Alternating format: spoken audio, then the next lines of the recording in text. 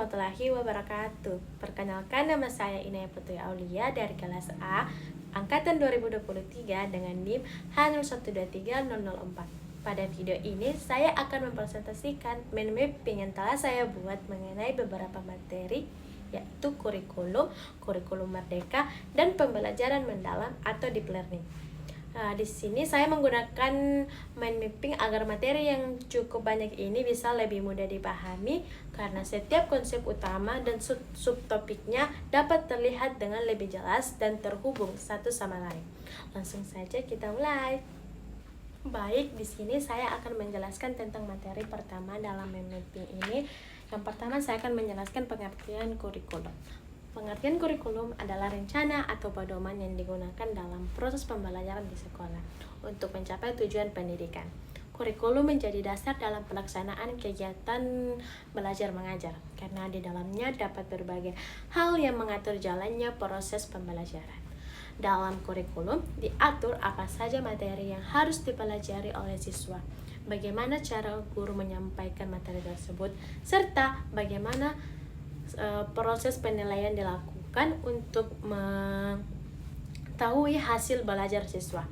Dengan adanya kurikulum, proses pembelajaran dapat berjalan secara terarah dan sistematis, dan guru memiliki pedoman dalam mengajar, sementara siswa memiliki gambaran tentang apa yang harus dipelajari selama proses pendidikan. Oleh karena itu, kurikulum memiliki peran yang sangat penting dalam menentukan kualitas pendidikan di suatu sekolah. Yang kedua, dalam mapping ini saya akan menjelaskan tentang tujuan kurikulum sendiri, yaitu tujuan kurikulum adalah untuk membantu tercapainya tujuan pendidikan secara keseluruhan. Melalui kurikulum, proses pembelajaran dirancang agar mampu mengembangkan berbagai aspek pada diri siswa, baik dari segi pengetahuan, keterampilan, maupun sikap. Dan selain itu, kurikulum juga bertujuan untuk membantu siswa memperoleh kemampuan yang dibutuhkan dalam kehidupan sehari-hari. Melalui kegiatan pembelajaran yang terancang, siswa dapat mengembangkan kemampuan berpikir, memecahkan masalah, serta bekerja sama dengan orang lain. Dan kurikulum juga memiliki peran dalam membentuk karakter peserta didik. Hal ini penting untuk pendidikan tidak hanya bertujuan untuk meningkatkan kemampuan akademik, tetapi juga untuk membentuk individu yang memiliki nilai-nilai moral, tanggung jawab, dan sikap yang baik dalam kehidupan bermasyarakat. Dan yang ketiga, saya akan menjelaskan tentang fungsi dari kurikulum dalam mapping di sini. Fungsi kurikulum adalah sebagai pedoman atau acuan dalam pelaksanaan proses pendidikan di sekolah. Bagi guru, kurikulum berfungsi sebagai panduan dalam merencanakan, melaksanakan, dan mengevaluasi kegiatan pembelajaran di kelas. Dan dengan adanya kurikulum, guru dapat mengetahui tujuan pembelajaran yang harus dicapai serta materi apa saja yang diajarkan kepada siswa.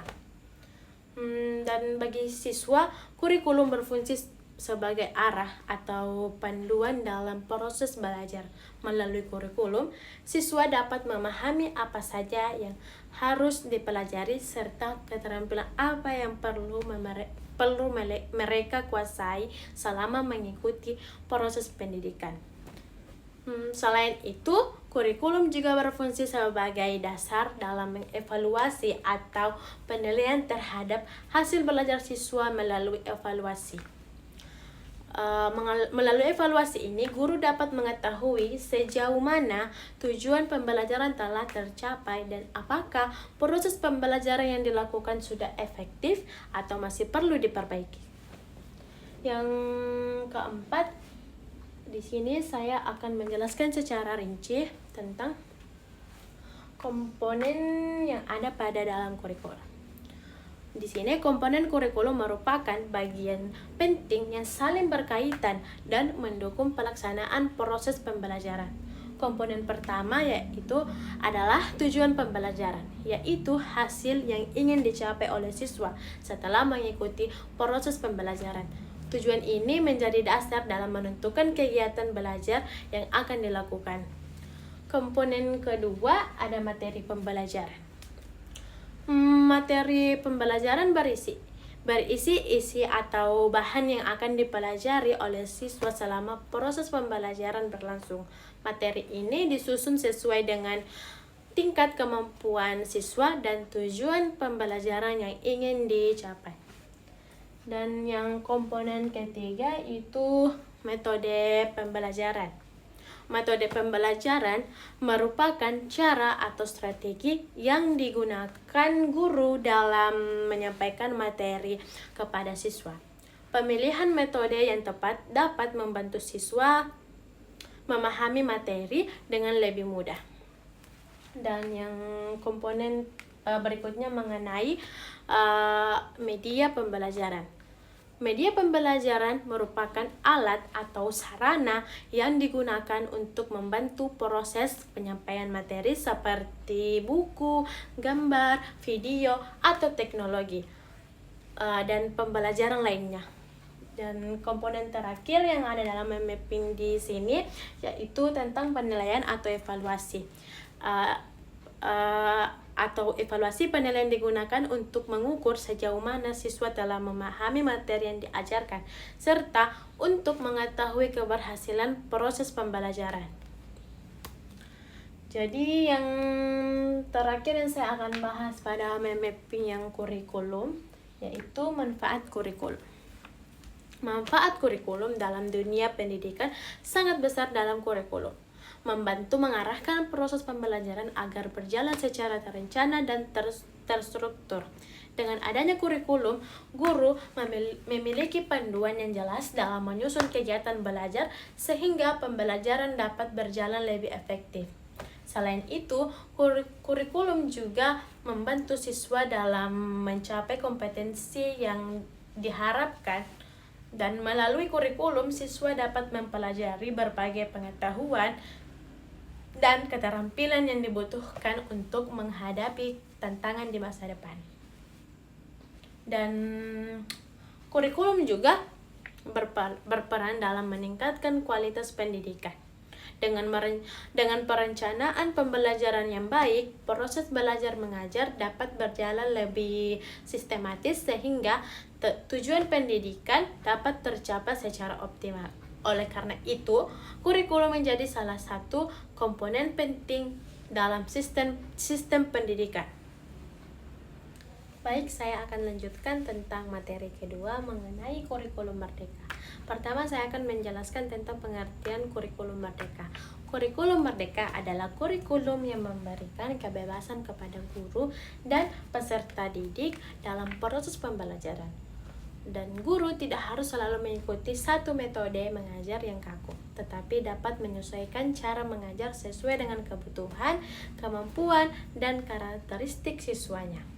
Dengan adanya kebebasan ini, proses pembelajaran menjadi lebih fleksibel dan tidak membosankan. Selain itu, kurikulum merdeka juga menekankan pembelajaran yang lebih mendalam sehingga siswa tidak hanya menghafal materi, tetapi benar-benar memahami konsep yang dipelajari dan mampu menghubungkannya dengan kehidupan sehari-hari. Dan yang kedua, saya akan menjelaskan tentang tujuan kurikulum merdeka. Tujuan dari kurikulum merdeka yaitu untuk meningkatkan kualitas pembelajaran di sekolah sehingga siswa dapat memahami materi dengan lebih baik. Dan kurikulum juga bertujuan untuk membantu siswa dan membantu siswa mengembangkan potensi, minat, dan bakat yang mereka miliki. Setiap siswa juga memiliki kemampuan yang berbeda, sehingga kurikulum ini memberikan kesempatan kepada siswa untuk belajar sesuai dengan kemampuan dan kecepatan mereka. Selain itu, kurikulum Merdeka juga bertujuan untuk membentuk karakter siswa sesuai dengan nilai-nilai Pancasila, serta mendorong siswa untuk berpikir kritis, kreatif, dan mandiri. Dan selanjutnya saya akan menjelaskan karakteristik kurikulum Merdeka. Dan beberapa karakteristik utama kurikulum Merdeka yaitu yang paling utama itu pembelajaran berpusat pada siswa, sehingga siswa menjadi lebih aktif dalam proses belajar melalui diskusi, kerja kelompok atau kegiatan tanya jawab. Dan juga kedua ada materi pembelajaran dibuat lebih sederhana dan fokus pada konsep-konsep penting agar siswa dapat memahami materi secara lebih mendalam. Dan ketiga ada pembelajaran lebih fleksibel karena guru dapat menyesuaikan metode dan strategi pembelajaran sesuai dengan kondisi dan kebutuhan siswa. Yang keempat itu adanya proyek pengetahuan profil pelajar Pancasila atau P5, yaitu kegiatan proyek yang bertujuan mengembangkan karakter kreativitas, kerjasama, serta kemampuan siswa dalam memecahkan masalah. Dan yang keempat, saya akan menjelaskan tentang apa-apa saja prinsip kurikulum Merdeka yang ada dalam MMP ini. Kurikulum Merdeka memiliki beberapa prinsip penting dalam pelaksanaannya. Salah satunya adalah pembelajaran yang bermakna, yaitu pembelajaran yang membantu siswa memahami materi secara mendalam dan dapat menerapkannya dalam kehidupan sehari-hari. Prinsip lainnya adalah pembelajaran yang berpusat pada peserta didik, sehingga siswa memiliki peran aktif dalam proses belajar. Dan selain itu, pembelajaran yang fleksibel dan konseptual, artinya dapat disesuaikan dengan kondisi kelas dan dikaitkan dengan situasi nyata di lingkungan siswa. Dan kurikulum ini juga menekankan pengembangan kompetensi dan kompetensi sekaligus pembentukan karakter siswa. Dan yang terakhir saya akan membahas tentang manfaat kurikulum Merdeka. Di sini saya menyebutkan kurikulum Merdeka memberikan banyak manfaat bagi proses pembelajaran. Bagi guru, kurikulum ini memberikan kesempatan untuk lebih kreatif dan inovatif dalam merancang kegiatan belajar. Dan guru dapat menggunakan berbagai metode dan media pembelajaran yang menarik agar siswa lebih mudah memahami materi. Dan bagi siswa juga kurikulum Merdeka membuat mereka menjadi lebih aktif, mandiri, dan terlibat langsung dalam proses pembelajaran. Selain itu, materi yang dipelajari juga lebih relevan dengan kehidupan sehari-hari, sehingga siswa dapat mengembangkan kemampuan berpikir kritis dan keterampilan dalam memecahkan masalah. Selanjutnya, materi terakhir dari mind mapping ini yaitu pembelajaran mendalam atau deep learning. Yang pertama, ada pengertian pembelajaran mendalam, yaitu pendekatan pembelajaran yang menekankan pada pemahaman konsep secara mendalam, bukan hanya menghafal materi. Dalam pembelajaran ini, siswa tidak hanya mengingat informasi yang diberikan oleh guru, tetapi juga memahami makna dari materi yang dipelajari. Selain itu, siswa juga didorong untuk berpikir aktif seperti menganalisis informasi, mengajukan pertanyaan, serta menghubungkan materi pelajaran dengan pengalaman atau kehidupan sehari-hari. Dengan cara ini, pengetahuan yang dipelajari siswa menjadi lebih bermakna dan dapat digunakan dalam berbagai situasi. Selanjutnya yang terdapat pada dalam mapping ini ada tujuan pembelajaran mendalam.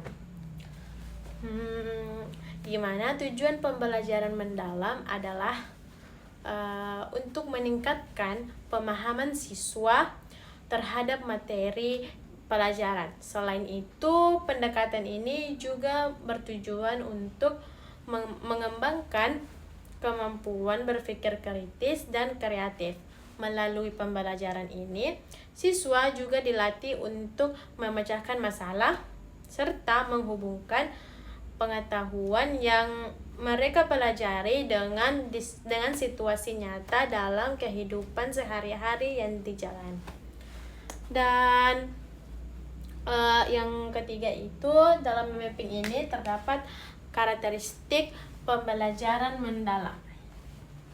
Salah satu karakteristik pembelajaran mendalam yang sangat penting adalah siswa lebih aktif dalam proses pembelajaran.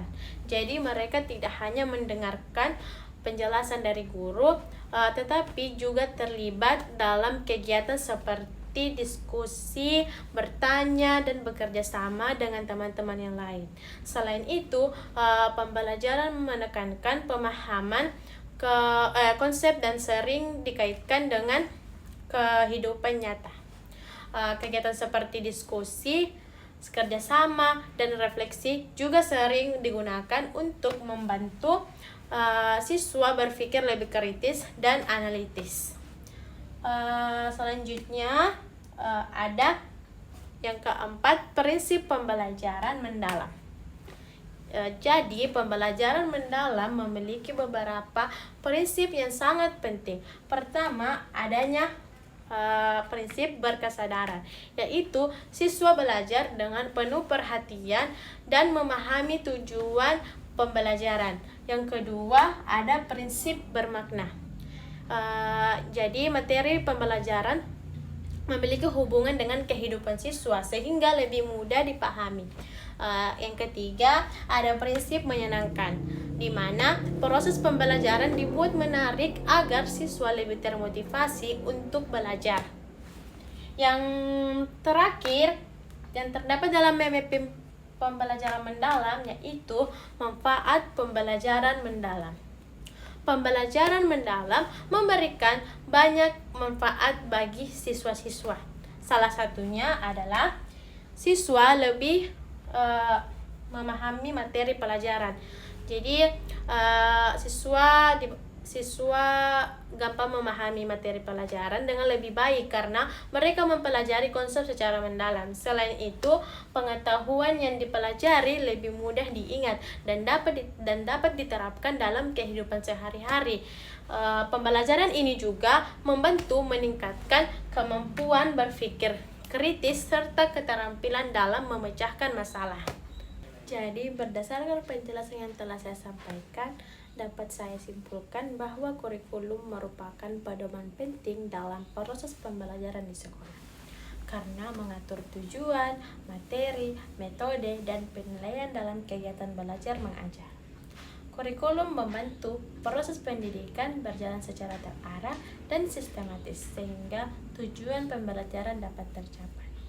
Dan salah satu bentuk pengembangan kurikulum yang diterapkan saat ini adalah kurikulum merdeka. Kurikulum ini memberikan fleksibilitas kepada guru dan siswa dalam proses pembelajaran sehingga kegiatan belajar menjadi lebih aktif, bermakna, dan berpusat pada peserta didik. Dan selain itu, kurikulum merdeka juga bertujuan untuk mengembangkan potensi siswa serta membentuk karakter sesuai dengan nilai-nilai Pancasila. Selanjutnya, pembelajaran mendalam atau deep learning. Pembelajaran mendalam atau deep learning merupakan pendekatan pembelajaran yang menekankan pemahaman konsep secara mendalam. Melalui pendekatan ini, siswa tidak hanya menghafal materi tetapi juga mampu berpikir kritis, memecahkan masalah, serta menghubungkan pengetahuan dengan kehidupan sehari-hari. Dengan demikian, pembelajaran menjadi lebih bermakna dan bermanfaat bagi siswa. Jadi demikian pemaparan materi saya tentang kurikulum merdeka dan pembelajaran mendalam yang saya buatkan dalam memapping ini untuk tugas midtest saya. Apabila ada kesalahan, mohon maaf. Wabillahi taufiq wal hidayah. Assalamualaikum warahmatullahi wabarakatuh.